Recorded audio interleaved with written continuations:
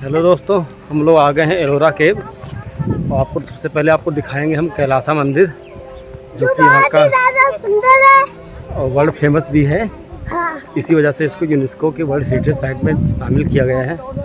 चलिए आपको दिखाते हैं। इस वीडियो में मैं आपको एलोरा केव का कैलाशनाथ मंदिर और श्री घृणेश्वर ज्योतिर्लिंग के दर्शन करवाऊंगा। लास्ट वीडियो में मैंने अजंता केव को एक्सप्लोर किया था और उसके बाद हम लोग निकल पड़े थे एलोरा केव को देखने के लिए। हम लोग आफ्टर लंच यहाँ पहुँचते हैं और ये केव भाई इतना बड़ा है कि इसको घूमने में तो हाफ डे आराम से निकल जाने हैं। एलोरा में टोटल 34 केव्स हैं और सारे के सारे केव हमारे सनातन धर्म से रिलेटेड हैं।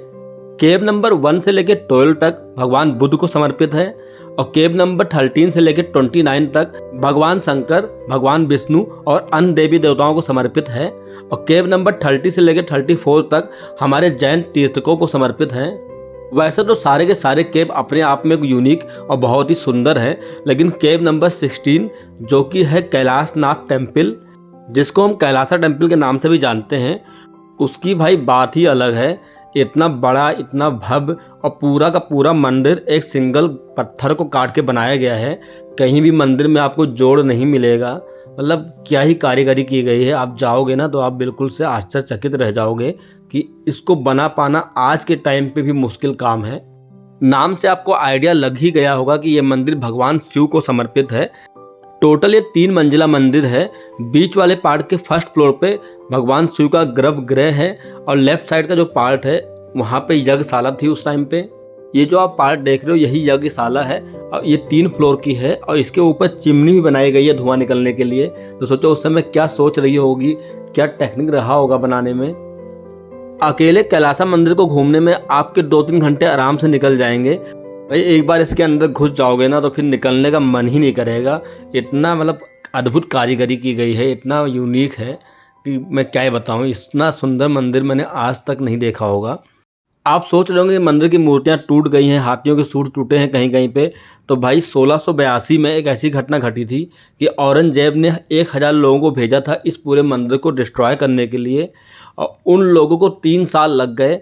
उसके बाद भी वो इस मंदिर को तोड़ नहीं पाए, क्योंकि ये मंदिर इतना मजबूत बना हुआ है कि भाई जब इसका भूकंप और इतने सालों से, सदियों से है, ये सोचो 1st-2nd सेंचुरी का बना हुआ मंदिर अभी तक खड़ा है, तो इन लोगों के द्वारा कहाँ से टूट सकता था।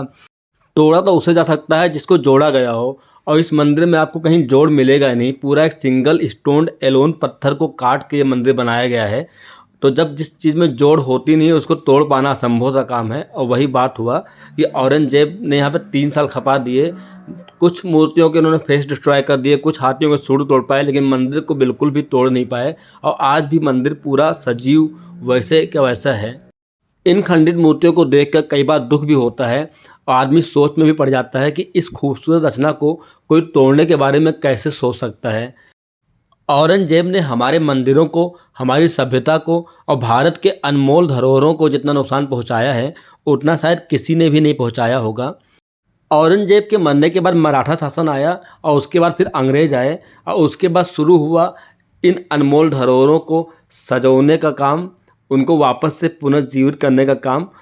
अंग्रेज़ों ने नो डाउट भारत को बहुत लूटा, यहाँ के लोगों के ऊपर बहुत अत्याचार किए, लेकिन उसके बाद भी उन्होंने एक काम अच्छा किया, वो ये किया कि यहाँ के धरोहरों को, यहाँ के मॉन्यूमेंट्स को उन्होंने काफ़ी संरक्षित किया। कैलासा मंदिर के दीवारों पर भगवान विष्णु के 24 अवतारों की मूर्तियाँ बनाई गई हैं। बहुत से लोगों को भगवान विष्णु के केवल 10 अवतार के बारे में पता होता है, लेकिन भगवान विष्णु के एक्चुअल 24 अवतार हुए थे और उन सारे अवतारों की मूर्तियों को यहाँ पे उकेरा गया है।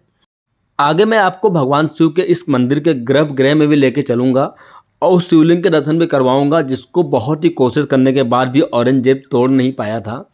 एलोरा केव के कैलाशनाथ मंदिर के बारे में आपने बहुत सारी थ्योरी सुनी होगी कि इस मंदिर को एलियन ने बनाया होगा, क्योंकि उस टाइम पे केवल छीनी हथौड़ी से इस टाइप की मंदिर इंसानों के लिए बना पाना मुश्किल काम था। जैसे कि आप ये मूर्ति देखिए, ये ब्रह्मा जी की मूर्ति है। इसमें ब्रह्मा जी के 4 सर और कई सारे हाथ दिखाए गए हैं और ऐसा प्रतीत होता है कि इन्होंने ब्रह्मांड को अपने हाथों पे उठाया हुआ है। खैर, एलियन वाली थ्योरी पे मैं बिलीव नहीं करता हूँ, क्योंकि इतनी खूबसूरत संरचना का क्रेडिट मैं अपने पूर्वजों से छीन के एलियन को नहीं देना चाहता। चलिए अब आपको लेके चलते हैं कैलासा मंदिर के फर्स्ट फ्लोर पर, जहाँ पर स्थित है भगवान शिव का गर्भगृह और जहाँ पर बना हुआ है भगवान शिव का बहुत ही बड़ा सा शिवलिंग। सारे शिव मंदिर की तरह यहाँ पर भी नंदी महाराज भगवान शिव की तरफ फेस करते हुए विराजमान हैं।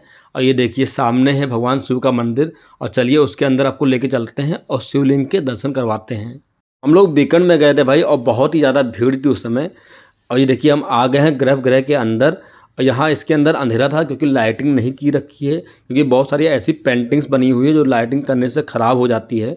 तो इस वजह से मंदिर के अंदर बिल्कुल भी लाइटिंग नहीं हो रखी है और अंदर अंधेरा रहता है। और ये है भगवान शिव का वो अटूट और अद्भुत शिवलिंग जिसको 3 साल कोशिश करने के बाद भी औरंगजेब तोड़ नहीं पाया था। इतनी भीड़ होने के बाद भी यहाँ पर आके इतना सुकून और इतना अच्छा अनुभव हुआ मुझे कि मैं बता नहीं सकता हूँ। तो ओवरऑल ये था एलोरा केव का कैलाश मंदिर। चलिए अब आपको लेके चलते हैं और घृणेश्वर ज्योतिर्लिंग के दर्शन करवाते हैं, जो कि कैलासा मंदिर से 1 किलोमीटर की दूरी पर है। आप चाहो तो एलोरा केव से वॉक करके मंदिर तक जा सकते हो, या फिर चाहो तो ऑटो कर सकते हो। हम लोगों ने ऑटो कर लिया था क्योंकि लेट हो रहा था। और सामने देखिए ये है घृणेश्वर मंदिर का शिखर। अभी हम लोग चलेंगे और दर्शन करेंगे। यहाँ पर मोबाइल फ़ोन अलाउड नहीं होता है अंदर। यहाँ पर बहुत ही ज़्यादा भीड़ थी, तो हमको अप्रॉक्स 2 घंटे लग गए लाइन में। उसके बाद हमको दर्शन करने को मिला और मैंने बाहर गेट से मंदिर का वीडियो बनाया परमिशन लेकर। घृणेश्वर ज्योतिर्लिंग मंदिर काफ़ी अच्छे से मेंटेन्ड है, बस इसका जो सराउंडिंग एरिया है वो थोड़ा कंजेस्टेड है और उसको भी मेंटेन करने की ज़रूरत है। मंदिर दर्शन के बाद हम लोग औरंगाबाद आ गए। नेक्स्ट वीडियो में आपको औरंगाबाद घुमाता हूँ। Thank you.